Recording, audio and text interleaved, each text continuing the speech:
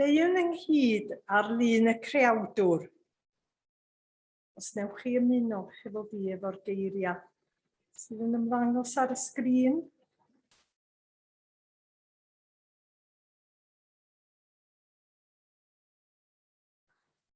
Na i ddechrau eto, mwyn i chi gael ymuno yn lle mae'n deud llawer. Deuwn ynghyd ar lun y creawdwr, sydd yn gymuned o gariad. Deuwn ynghyd yn enw'r iachawdwr, sy'n cymodi'r holl gread. Deuwn ynghyd ym mhresenoldeb rhoddwr bywyd, sy'n ysgogi bywyd newydd ac adnewyddu bywyd.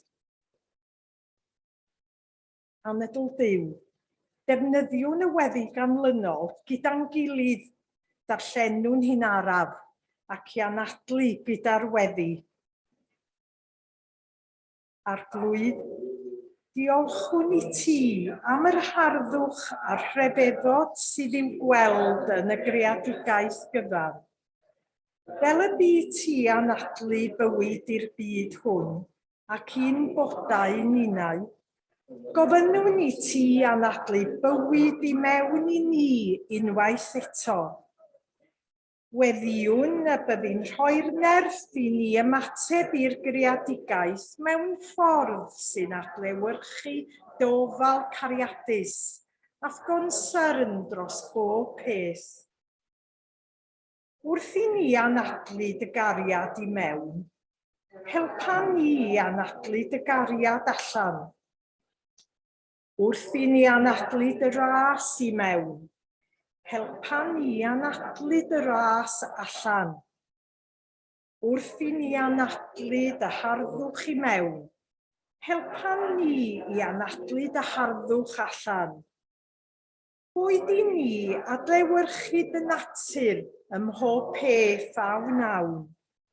Amen.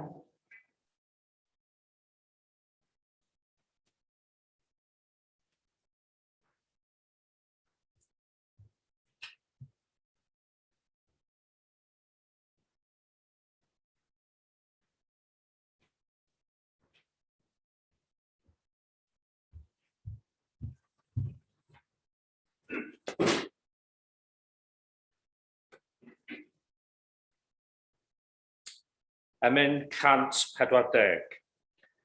Barglwydd Dduw, daw ein barchedig i profon, wrth feddwl am holl waith dy ddwylo di.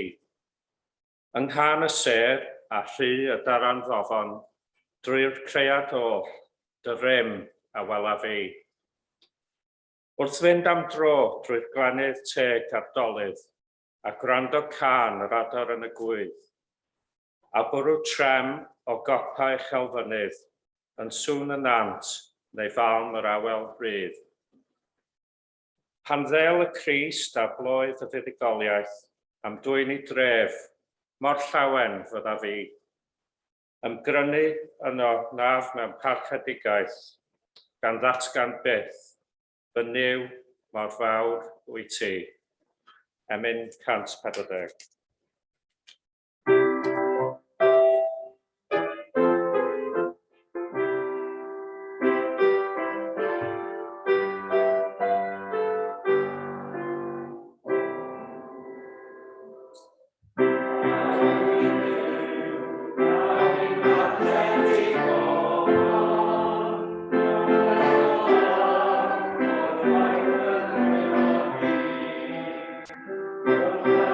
Say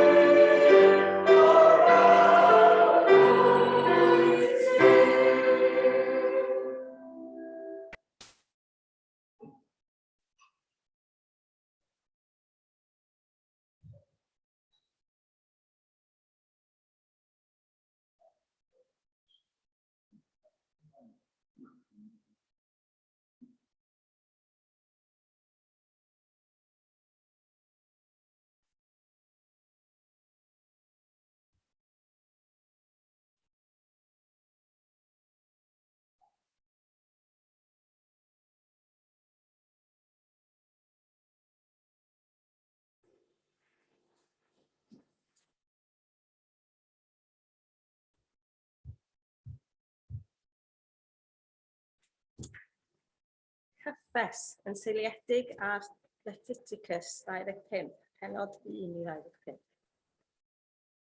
Molwn di o Dduw am y ddaear sy'n cynnal bywyd, trwy gylchreda'r blaned o ddyddiau a thymhorau, adnewyddiad a thwf, rwyt yn agor dy law i roi'r holl greaduriaid ein bwyd yn ei bryd. Yn dy ddoethineb, trefnais saboth mwyn i'r tir gael gorffwyso. Ond y dyddiau hyn, mae'n ffordd o fyw yn gwthio'r blaned y tu hwnt i'w therfynau. Mae ein chwant am dwf a'n cylch di-derfyn o gynhyrchu a defnyddio'n di-hysbyddu'n byd.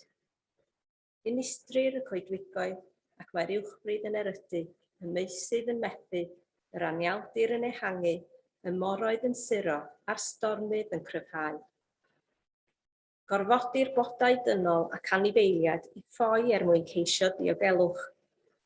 Nid ydym wedi caniatáu'r tir ddathlu'r saboth, ac mae'r ddaear yn ochneidio am adnewyddiad.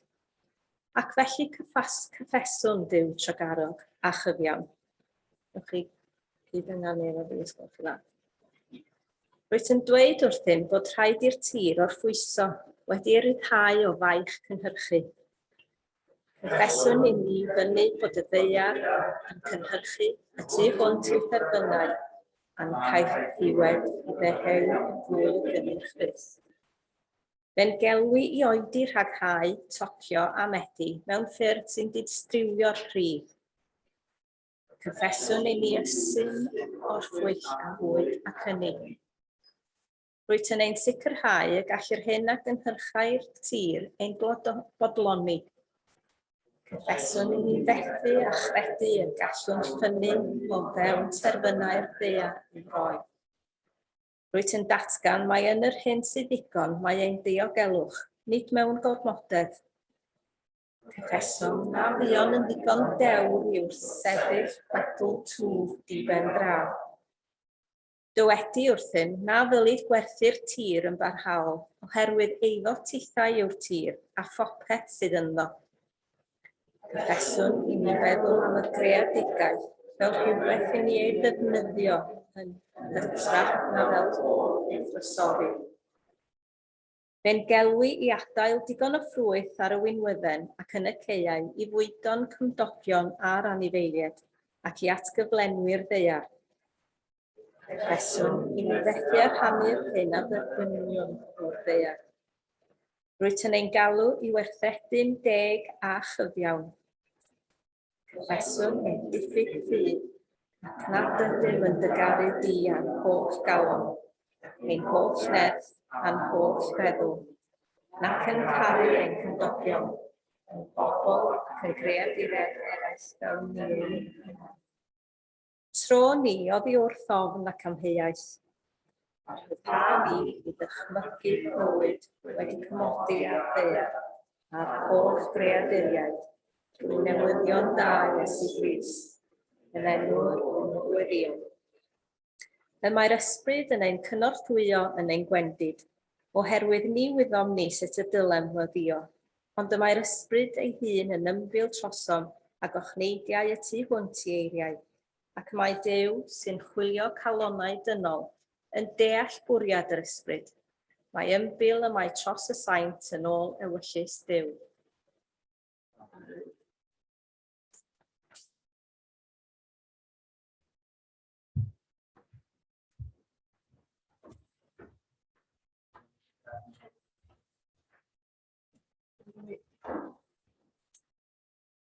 Fe wnaid bendithio'r arglwydd.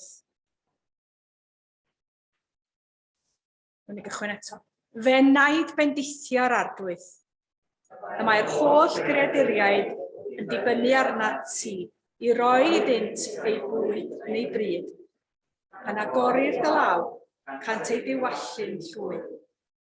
Rwyt yn gwneud i'r lleiad nodi'r tymhorau ac i'r hael wybod pryd i fachlyd. Trefnais dywyllwch fel bod nos, a holl anifeiliaid y goedwig yn ymlusgo allan.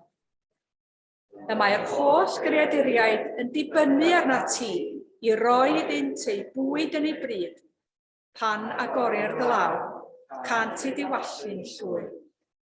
Mae'r llewod ifanc yn rhuo am ysglyfaeth ac yn ceisio ei bwyd oddi wrth Dduw. Ond pam gyfyd yr haul, y maent yn mynd ymaith ac yn gorffwyso yn ei ffeau. A daw pobl allan i weithio ac at ei llafur hyd yr hwyrnos. Y mae'r holl greadigaeth dibynnu arna ti i roi iddynt ei bwyd yn ei bryd, pan agorir glaw, cant i ddiwallu'n llwyr.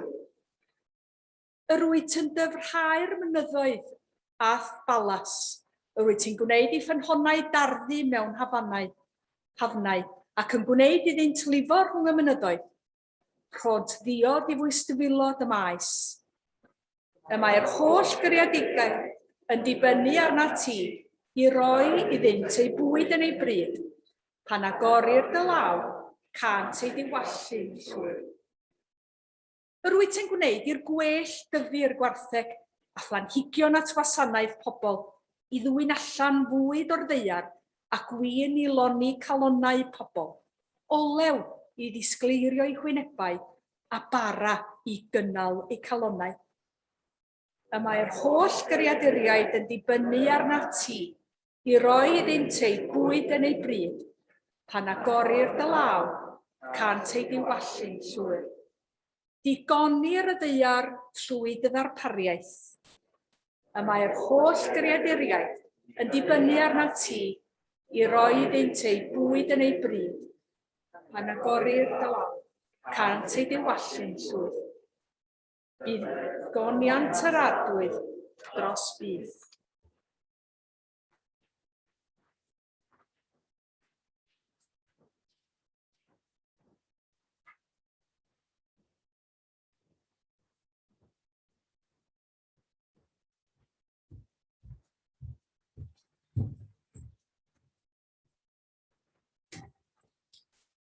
Fe wyddai Iesu hefyd am rhythmau byd natur a tir yr ydym yn cynaeafu yn bwyd ohono.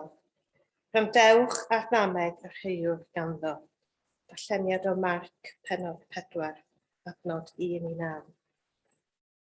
Dechreuodd ddysgu eto ar lan y môr.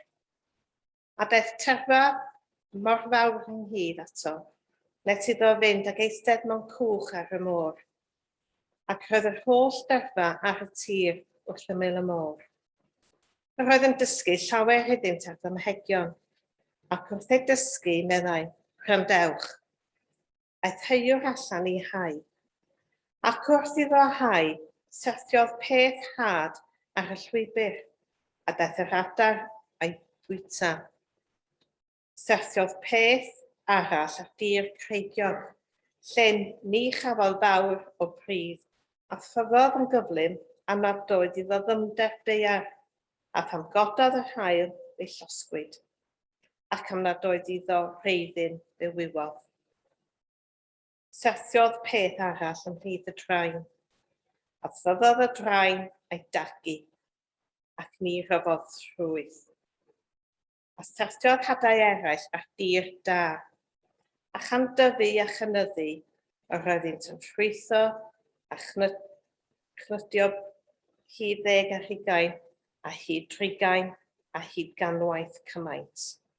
Ac meddai, yr hwn sydd gan o glistiau i'w rhandawed.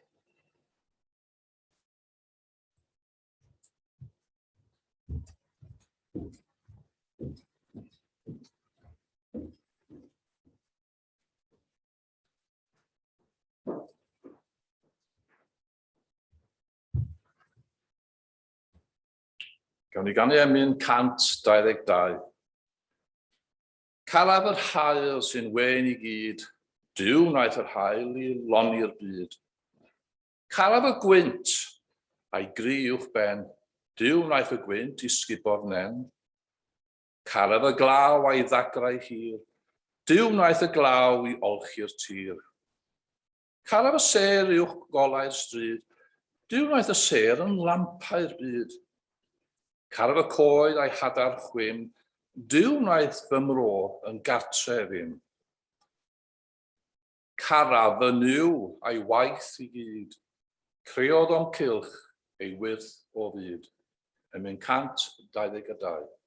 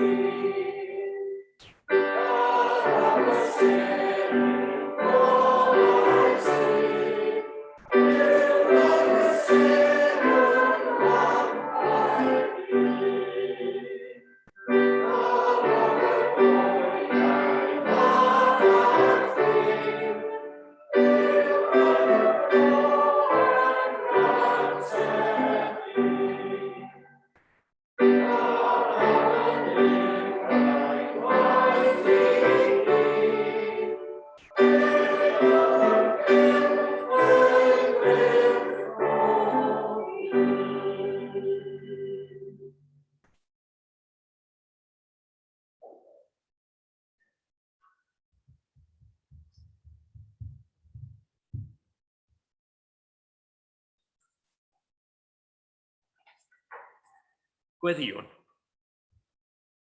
Arglwydd, gweddiwn dros ein harweinwyr a chynlluniau COP26.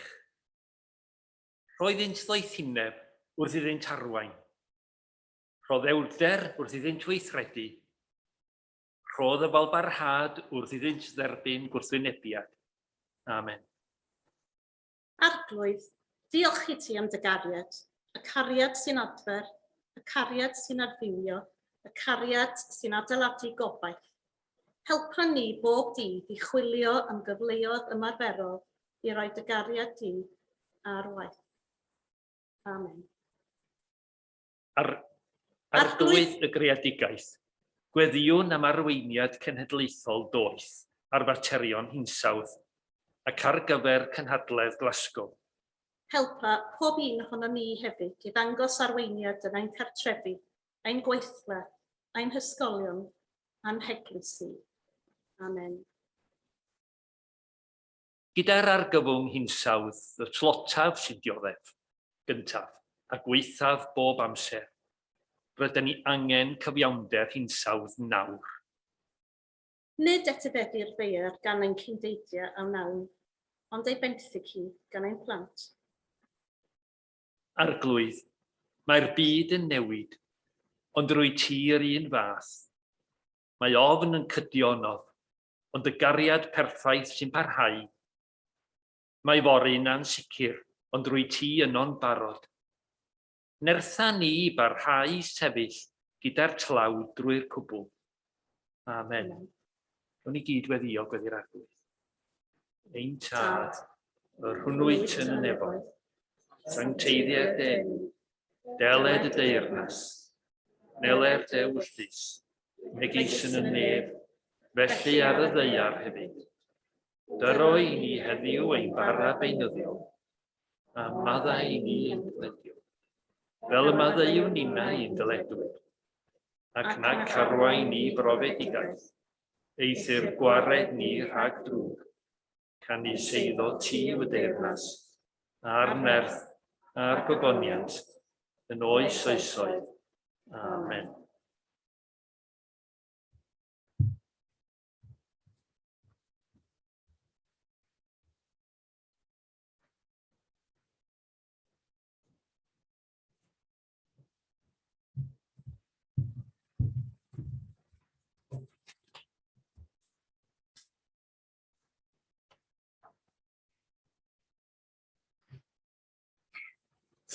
Achub y greadigaeth trwy'r Beibl, taith weddi.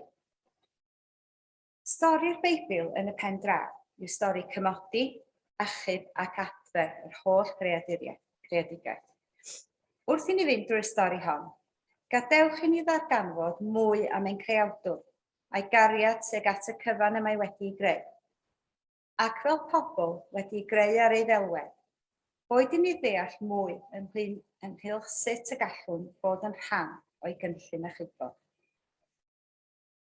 Yr ardd Genesis penod 1, nod 2. Dywedodd Duw, wnawn ddyn ar ein delw, yn ôl ein llun ni, i lywodraethu ar bysgod y môr, ar adar yr awyr ac ar anifeiliaid gwyllt, ar yr holl ddaear ac ar bopeth sydd ymlusgo ar y ddaear. Felly creodd Duw ddyn ar ei ddelw ei hun, ar ddelw Duw y creodd ef, yn wryw ac yn fenyw y creodd bwyd. Genesis penod 1, nodau 26 i 27. Dywed Genesis wrthyn, ein bod yn cael ein gwneud ar ddelwedd Duw, gan adlewyrchu ei natur, penod 1 ac adnod 26. Fel y gallwn fod yn gyfrifol am y byd da iawn y mae wedi greu. Gweddiwch am arweiniad ar y ffordd orau i wasanaethu a chadw'r greadigaeth. Sabath, Leviticus penod 25, adnodau 1 i 7. Dywed wrth bobl Israel, pan ewch i mewn i'r wlad y Duw yn ei rhoi i chi, y mae'r wlad i gadw saboth i'r arglwydd. Leviticus penod 25, adnod 2. Ymhlith cyfreithiau niferus yr Hen Testament mae pwysigrwydd y Sabath, i'r tir yn ogystal ag i bobl Dduw. Tynnodd yr egwyddor sylw at bwysigrwydd peidio a gorweithio'r tir, ond hefyd i adael iddo orwedd yn freinar. Gweddiwch am ddeithineb i sicrhau nad ydych yn achosi i'r tir gael ei orddatblygu drwy eich gweithredoedd a'ch ffordd o fyw. I ganmol y creawdwr, Salm 104. Mor niferus yw dy weithredoedd o arglwydd. Wnaethos dy cyfan mewn doethineb. Mae'r ddaear yn llawn o'th greaduriaid. Salm 104, adnod 24. Mae'r salmau'n llawn canmoliaeth i'r creawdwr a'i greadigaeth. Canmolwch Dduw am ei greadigaeth drwy'r hyn y gallwch ei weld o'ch cwmpas heddiw. Gofynnwch i Dduw ddatgelu mwy ohono'i hun i chi, drwy ei fyd. Ymgnawdoliad Ioan penod 1. A daeth y gair yn gnawd a phreswylio yn ein plith, yn llawn gras a gwirionedd. Gwelsom ei ogoniant ef, ei ogoniant fel unig fab yn dod oddi wrth y tad. Ioan penod 1, adnod 14. Yn Ioan penod 1, rydyn ni'n darllen am Grist, sydd wedi bod yn bresennol ers dechrau'r greadigaeth, yn dod yn gnawd a gwaed a rhoi gwreiddiau i lawr yn y byd a greodd. Ystyriwch sut y gallwch ddilyn yr esiampl hon o ymgnawdoliad, a dangoswch ymrwymiad i'r lle rydych chi yn cael eich hun yn y cyfnod hwn o'ch bywyd. Iachawdwriaeth i'r holl greadigaeth, Ioan penod 3, adnod 16. Do, carodd Duw y byd cymaint nes iddo roi ei unig fab mwyn i bob un sydd yn credu ynddo ef beidio a mynd i ddistryw ond cael bywyd tragwyddol. Gellir dadlau, mae Ioan penod 3 adnod 16 yw adnod enwocaf y Beibl. Ond yn aml, dydyn ni ddim yn gweld bod yr adnod hon yn dangos cariad Duw at y byd, nid dim ond at ddynol ryw. Diolchwch i Dduw am ei aberth ar y groes, a'i fod wedi dod i gymodi pob peth a'i hun. Colosiaid 1, 20. Y greadigaeth yn Gryddfan, Rhufeiniaid penod 8, adnodau 18 i 25. Oherwydd fe wyddom fod yr holl greadigaeth yn ochneidio ac mewn gwewyr drwyddi, hyd heddiw, Rhufeiniaid penod 8, adnod 22. Mae Paul yn dweud wrthym yn Rhufeiniaid penod 8 bod y greadigaeth yn gryddfan. Gweddiwch y bydd yn dod yn fwy ymwybodol o'r ffyrdd y mae'r greadigaeth yn gryfa.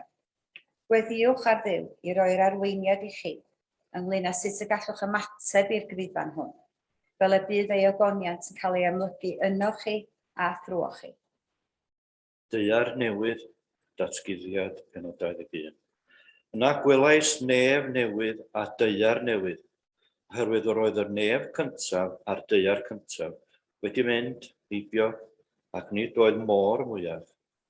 A gwelais y ddinas sanctaidd, Jerusalem newydd yn disgyn o'r nef oddi wrth Dduw.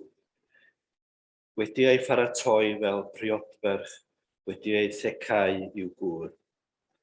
Na, dywedodd yr hwn oedd yn eistedd ar yr orsedd, wele yr wyf yn gwneud pob peth yn newydd. Dywedodd hefyd, ysgrifenna oherwydd dyma eiriau ffyddlon a gwir, datguddiad pennod 21, nodau 1, 2. Nid yw'r stori wedi gorffen eto. Rydyn ni'n dal yn ei byw. Yn llyfr y dysguddiad, gwelwn fod stori achubiaeth Duw yn gorffen gyda nefoedd newydd a daear newydd, neu wedi hadnewyddu. Diolchwn i Dduw am ei gynllun i wneud pob peth yn newydd. Gweddiwch y byddwn fel Cristnogion yn helpu i sicrhau'r adnewyddu hwn drwy ein geiriau a'n gweithredoedd.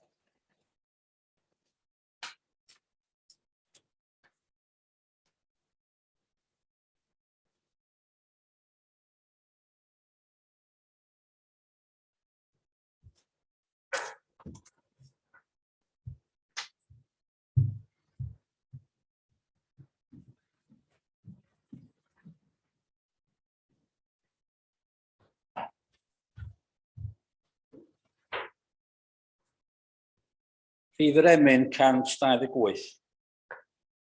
Am helwen glir ac awel fwyn i ti o dad diolchwn. Am harddwch i'r pob maes a llwyn i ti o dad diolchwn. Am loda tlws a blaged man.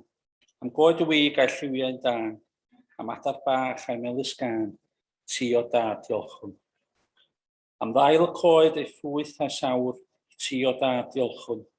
Am fachclyd hael a grid y wawr i ti o dad diolchwn. Am donia beunydd rhad a rhydd, am roddi ni olau ffydd, am ofal drosom ni bob dydd i ti o dad diolchwn. Am enir Iesu gynt yn dlawd i ti o dad diolchwn. Am Iesu tirion i'n frawd i ti o dad diolchwn. Am Iesu meddyg mawr pob loes, a'i aberth drosom ar y groes. Am un a'n car hyd diwedd oes, i ti o dad diolchwn. 128.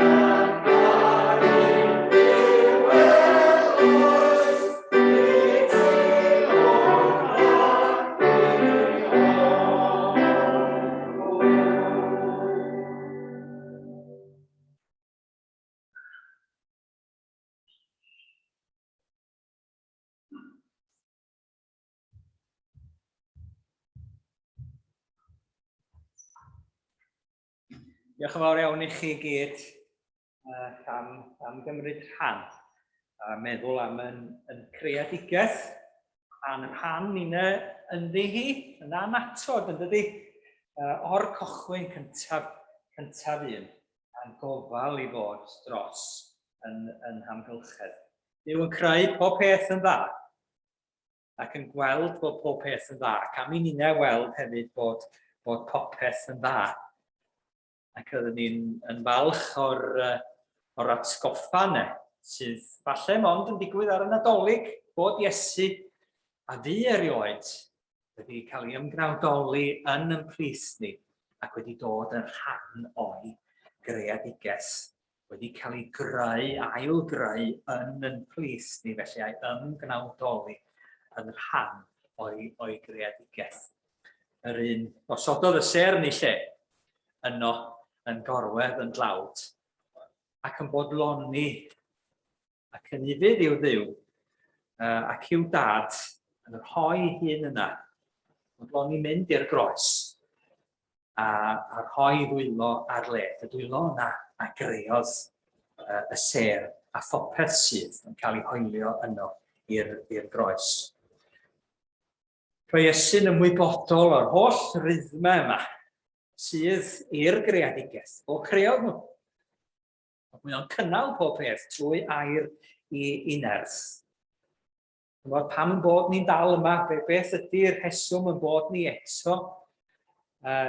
eto mwynhau yr hyn da ni yn ei fwynhau. Dim ond am mynedd a hir am aros yr arglwydd tuag ato ni, dystyrio tuag ato ni, yn caniatáu i ni, gyfnod eto i fod yma yn rhan o'i greadigaeth yn adlewyrchu i ogoniant o.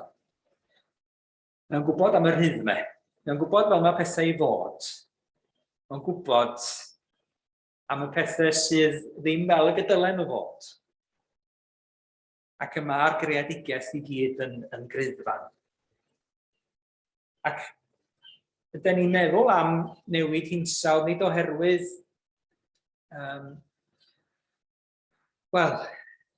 nid oherwydd ei effaith ar yn amgylchedd ni'n unig, ond oherwydd y ffordd mae o'n effeithio pob dim, ac oherwydd y ffordd mae pobl llai ffodus na ni'n pobl heb gefn iddyn nhw, pobl sydd heb ddim i ddibynnu ac i ddisgyn yn ôl arno fo yn cael ei effeithio. Iesu yma sydd yn creu, sydd yn deud wrthon ni'n am garu'n cymdogion, sydd yn creu ecosystemau i ddibynnu ar ei gilydd. Darllen llyfr rhyfeddol, tas gyda i fwy amser, so ni'n rhannu mwy amdano fo. The Mother Tree, rhywbeth felly di enw'r llyfr. Am y systemau yma sydd gan choed i gysylltu hefo'i gilydd mewn fforestydd ac i gynnal ei gilydd mewn iechyd. Ac nid oherwydd bod nhw'n cystadlu efo'i gilydd, ond oherwydd bod nhw'n cydweithio i dyfu hefo'i gilydd felly. Mae hynny'n rhyfeddod, cymryd yn groes i'r syniad yma bod pob dim yn yr greadigaeth ar yw gystadlu hefo'i gilydd. A Duw wedi creu pob dim yn dda, i gydweithio hefo'i gilydd. Dyn ni'n ei gydweithio hefyd yn dros yn brodyr a'n chwiorydd sydd yn cael ei effeithio fwyaf.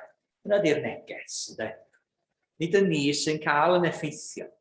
Bod yn hafen ni'n cael ei newid ac pethau'n mynd yn lypach ac mwy tebygol o lifo ac ati.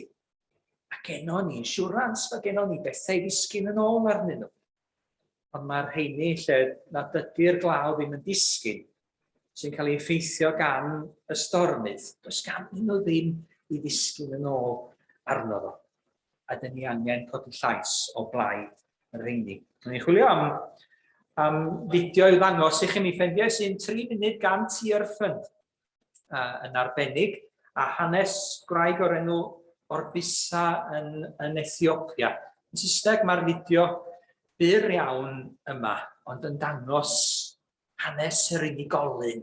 Byddai'n gwasanaeth ni ddim yn gyflawn heb cael hanes sut mae o'n effeithio y newid yma yn effeithio, a'n baristra ni yn effeithio ar unigolion a theuluoedd yn y byd ni. Os sy'n am gallu cael hyd iddo fo. Yr fideo sy'n para am 8 awr ydi hwnna. Os sŵn yn nant yn hyfryd dros ben.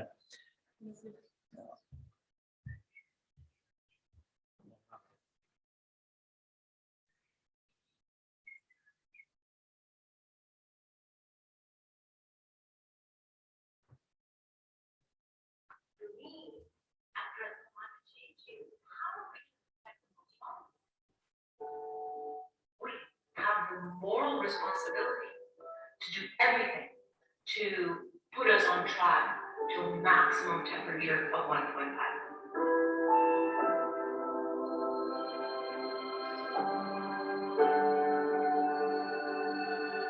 Life is very challenging here.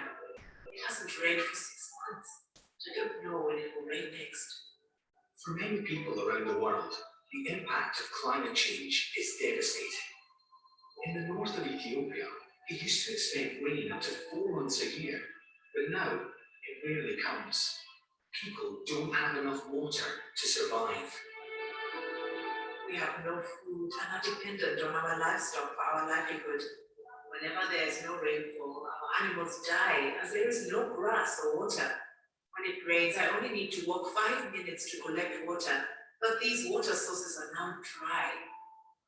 Every night, I walk for 10 hours to collect water from a lake. The length of the dry season is increasing. I worry about my children and my family. I feel worried whenever I think about the future. We are on course for global temperature rises that will put millions of lives at risk as extreme weather events such as droughts become more frequent. And it's the poorest who are hit the hardest. But we are at a turning point. Decisions are being made now about how we build back from coronavirus that will shape our economy, society, and climate for decades to come. As Christians, we have a vital role as we pray, speak out for change, and love our neighbours across the world through how we live. You can help turn the tide on climate change and build a better world for us all, including people like Orbisa. We have a huge potential that has not been reached yet. We're facing a world that is forever changed, but that we have the capacity to build much better living conditions for our children, their children, and their children, if we own set our mind. Together, let's call on the UK government to lead the world towards a greener, fairer future. Add your voice to our petition today. Now is the time to unite in prayer and action to see a breakthrough in the climate crisis.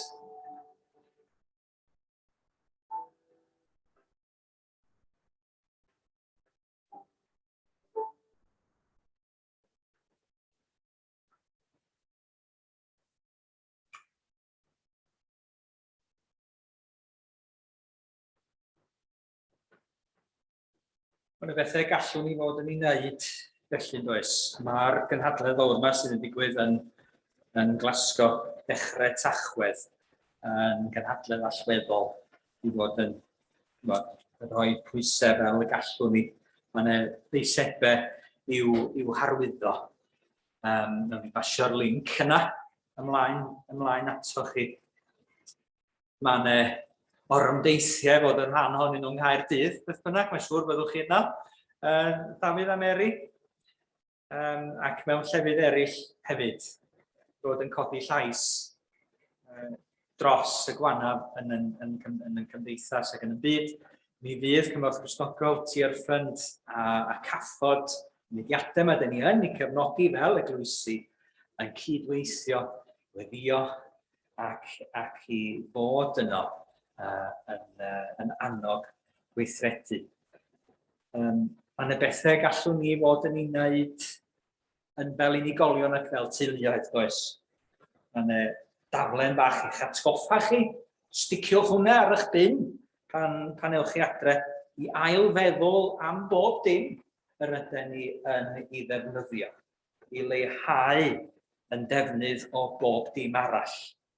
I ail ddefnyddio, ailgylchu ydy'r opsiwn ola mewn gwirionedd, oherwydd mae hynny'n golygu bod o gennon ni gochwyn i'w ailgylchu. Petai o ddim yna, bydde ddim rhaid i ailgylchu. Yn bosib cael gwared ar bethau fel arall, drwy pydru nhw sydd yn faes i'r tir. Bod angen i ni shifftio'n meddwl yn llwyr. Nid yn unig yn gweithredu a'n byw gartre felly, ond tuag at y rheini sydd yn cael ei effeithio fwyaf yn y byd ni. Yn weddio felly ac i ni weithredu'n hunain ac i ni gofio bod ni'n rhan o fwriadau mawr Duw i adnewyddu'r ddaear yma. I greu daear newydd a nefoedd newydd. I fod a phopeth yn cael ei ailgreu eto yn ysbrydol ac yn gorfforol trwy'r gallu yna sydd ar waith ynom ni. Gallu yna mae o wedi rannu hefo ni. Y gallu yna a ddaeth a Iesu Grist o farw yn fyw.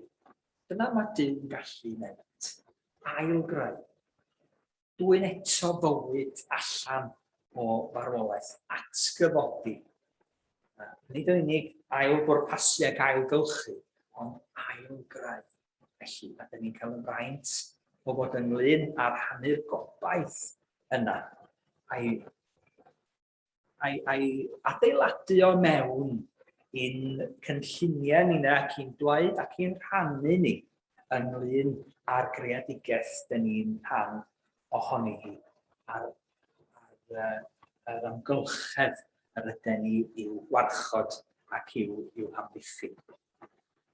Nid eri mwyn ei hunan yr ydyn ni yn gwarchod yr amgylchedd nag e. Ond mwyn y gobaith yna sydd ganddo ni. Ac i ddangos y gwyddoniant yna, mae Duw yn ei rannu hefo pob un ohono ni yn Iesu Grist i fab. Felly, ni'n diolch iddo am fedru treulio'r amser yma yn meddwl am yr hyn sydd yn fater pwysig yn y cymdeithas ni'r dyddiau hyn. Fater dyn ni'n ganolog ynddo fo fel Cristnogion hefyd. Nawn ni ganu emyn felly i gloi, un ohonoch chi am ddod i ledio'r emyn.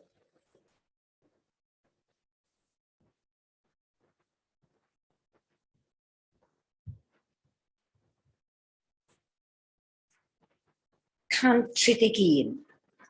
Tydi aroddaeth liw i'r fawr a hyd i'r machlud mwyn.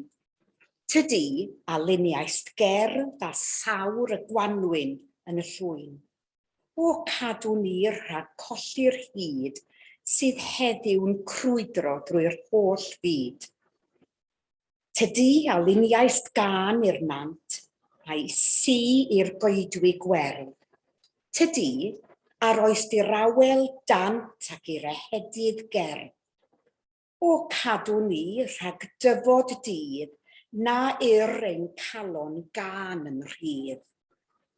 Tydi a glywaist lithriad traed ar ffordd carfalia gynt. Tydi a welaist ddafnau gwaed y gŵr ar ddieithr hynt. O cadw ni rhag dyfod oes, heb goron frain, na chir, na chroes. 131.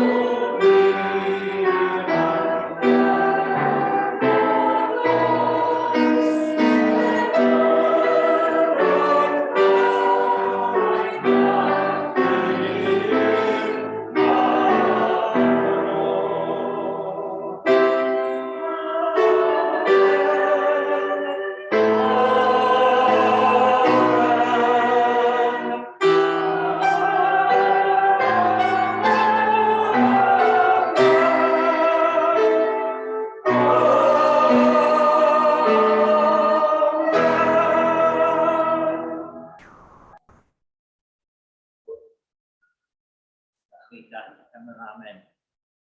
Ni rannu'r bendith efo'n gilydd i gyd. Ras ein Arglwydd Iesu Grist a chariad Duw a chymdeithas yr ysbryd lan a fyddo gyda ni oll fawr hon hyd byth.